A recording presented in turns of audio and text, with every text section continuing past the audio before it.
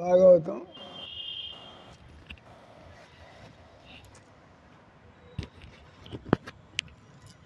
11వ స్కందం 18వ అధ్యాయం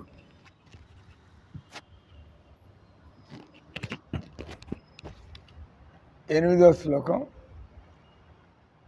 కృష్ణుడు ఉద్ధవుడికి వర్ణాశ్రమ ధర్మాన్ని గురించి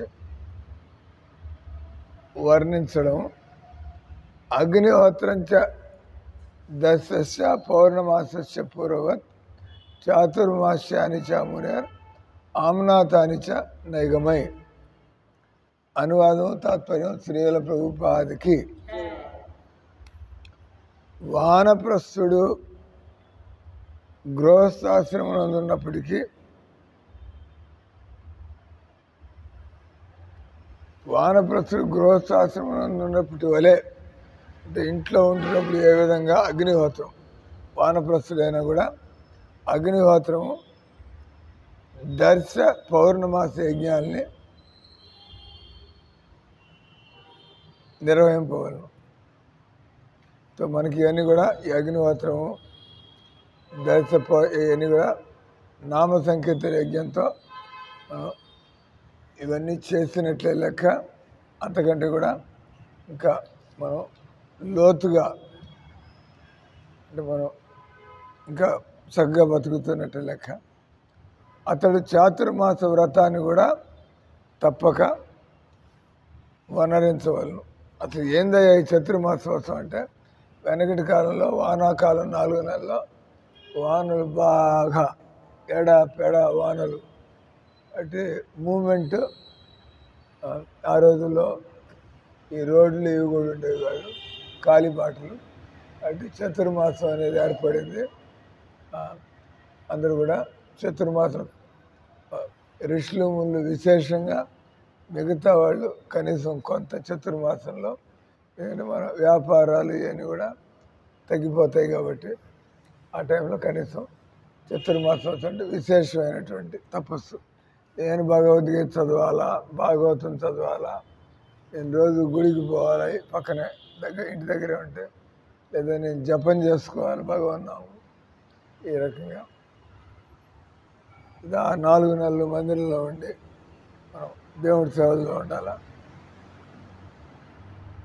ఆ రంగా మనకి అంటే ఖాళీగా ఉండకుండా ఎప్పుడు ఏదో ఒక భగవంతుడి జ్ఞాపకాన్ని జీవితంలో పెట్టుకోవడం వల్ల మన చైతన్యం బాగుపడుతూ ఉంటుంది. మనకి భగవంతుడితో ముడిపడుతూ ఉంటుంది. భగవంతుడు ఇవన్నీ కూడా గుర్తుపెట్టుకుంటాడు.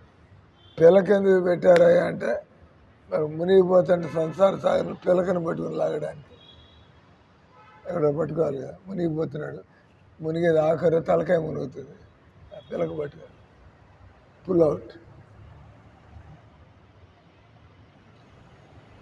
వేద విధులచే ఈ అనుష్ఠానమును వానప్రస్థుల కొరకు ఉపదేశి ఆ రోజుల్లో ఒక కర్మకాండలాగా యాక్టివిటీ. ఈ రోజుల్లో ఆ సమయాన్ని మనం పుస్తకాలు చదవడానికి, మనం భగవన్నామాన్ని జపం చేయడానికి, లేదా ప్రచారం చేయడానికి, లేదా కీర్తనలు చేయడానికి, లేదా పలు రకములైనటువంటి సేవలు. నవదా భక్తి భగవంతుడికి 9 విధాలుగా, మనుషులు ఈ ప్రపంచంలో చేసే 9 విధాలైన పనులు కూడా అందరూ కూడా వింటూ ఉంటారు, మాట్లాడుతూ. విన్నాన్ని శ్రవణం అంటాం, కొత్త విషయాలు, దేవుడి విషయాలు శ్రవణం.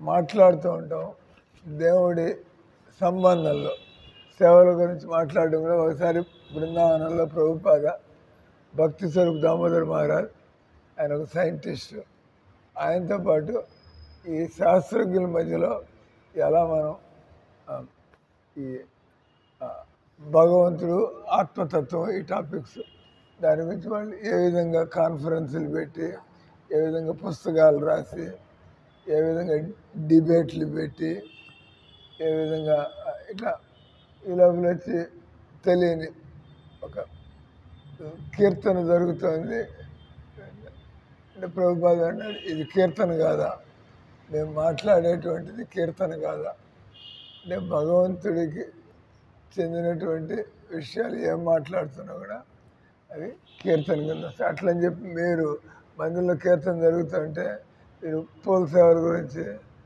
కీర్తన అయిన తర్వాత మాట్లాడుకోవచ్చు కదా.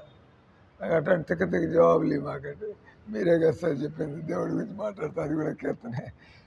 మందిరంలో ఆరాధన జరుగుతుంటే కీర్తన జరుగుతుంటే మరీ అర్జెంట్ అయితే తప్ప బయట వాళ్ళని కలుసుకుంటున్నాం, వాడికి ఏం తెలీదు, మాట్లాడాలా చెప్పాలా తీసుకెళ్ళాలి ముందుకి పర్వాలా.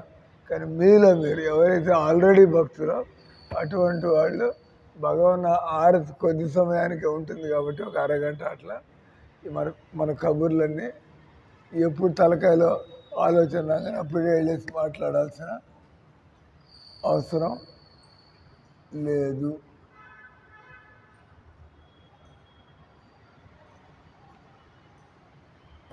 కాబట్టి ఇక్కడ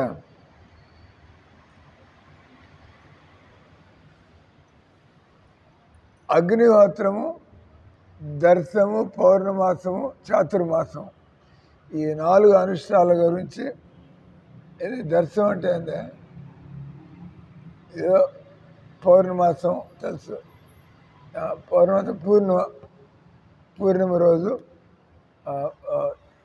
దాన పుణ్యాలు చేయడం, పూర్ణిమ రోజు నది తీర్థస్నానాలు చేయడం,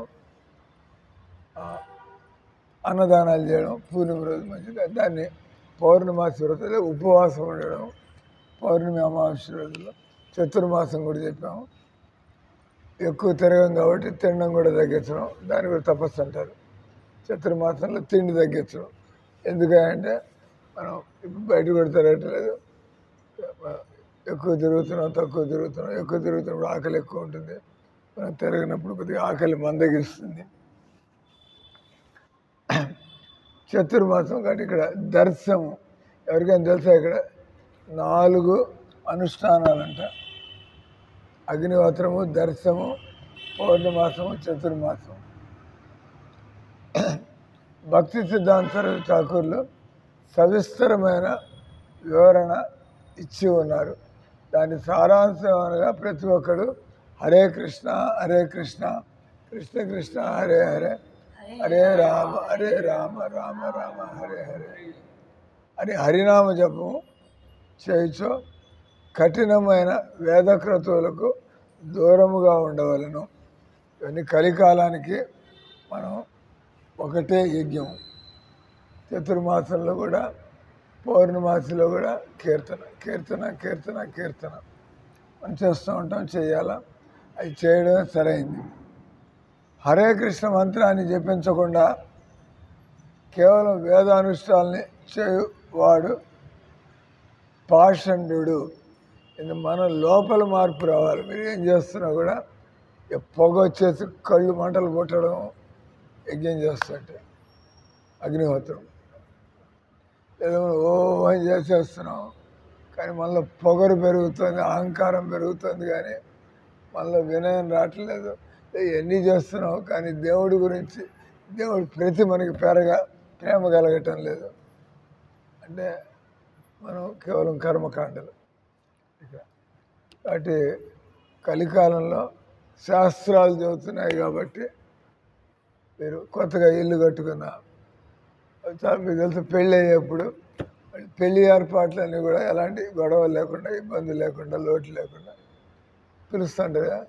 అంటే పెళ్లి ముహూర్తం పెట్టుకున్నాం, ఒకసారి మీరు కీర్తన చేసిన తర్వాత మా పెళ్లి ఏర్పాట్లు ప్రారంభిస్తాం. అవి వంటలు కావచ్చు, పిండి వంటలు ఇవన్నీ ముందరి నుంచి తయారవుతారు. 15-20 రోజుల నుంచి షాపింగ్లు అన్నీ చేస్తారు. ఈ రకంగా అంటే పాయింట్ వచ్చి కలియుగంలో అనేక రకాల కార్యక్రమాలని అది కుదించి మదించి దాన్ని ఎప్పుడు కూడా కృష్ణుడి గురించి వినడం, కృష్ణ నామాన్ని వినడం, లేదా కృష్ణుడి సేవలు చేయడం డైరెక్ట్.